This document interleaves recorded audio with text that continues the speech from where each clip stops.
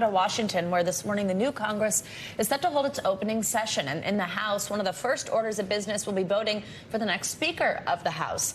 House Republican leader Kevin McCarthy is vying for that position, but he's faced an uphill battle to secure enough votes. Despite holding calls with Republican lawmakers and meetings to gain support, there are several Republicans who say McCarthy isn't right for the job.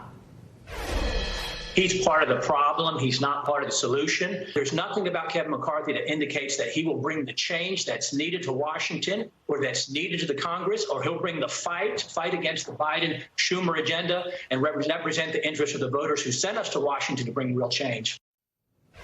NBC News Capitol Hill correspondent Ali Vitali joins us now for more on all this. Ali, good morning. Happy New Year. Great to have you on with us. So first, just walk us through how this vote works. Hey guys, good morning. You know, new year, but same drama that we ended the last year with, because Kevin McCarthy is still trying to cobble together the votes that he needs in order to become the next Speaker of the House. This is a man who, for the last several years, was visiting every district, recruiting candidates, raising big amounts of money for all of these candidates to run on. And now he's come back with the majority, although it's smaller than he thought it would be. And that's where it's going to be a problem, because how this will work is at noon today, they will begin the process of voting for the next Speaker of the House, but then it becomes a game of numbers and of strategy.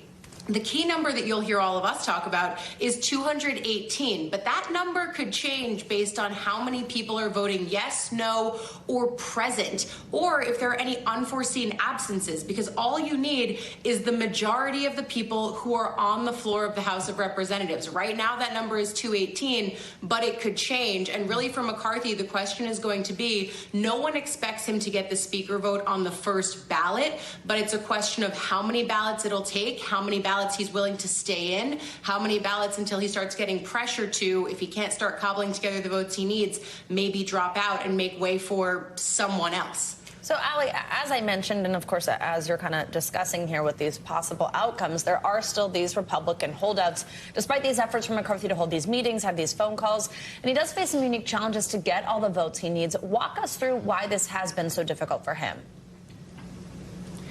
Well, look, this is a moment where, again, the majority is smaller than Republicans thought it was going to be. And it means that in this kind of a Congress, every Republican member in this moment can sort of be their own Joe Manchin, to make an analogy across the chambers.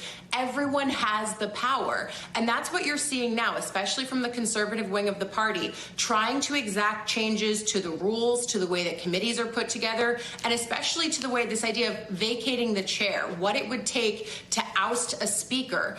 Conservatives have tried to make that threshold as low as 1. McCarthy has settled on making it that a handful of members could band together to vacate the chair, to oust the speaker. That's a big concession, but conservatives are still pushing for more. Some of them simply because they don't want to vote for McCarthy. Others of them because they believe that this should go back to being a more procedurally slow place. And so when you talk about changing the rules, it's arcane, it gets boring, but it actually really impacts the way the House works. And that's what a lot of conservative members are trying to jockey for right now. All right, Ali Vitali, we'll have a lot to watch for here. Thank you so much. Thanks for watching our YouTube channel. Follow today's top stories and breaking news by downloading the NBC News app.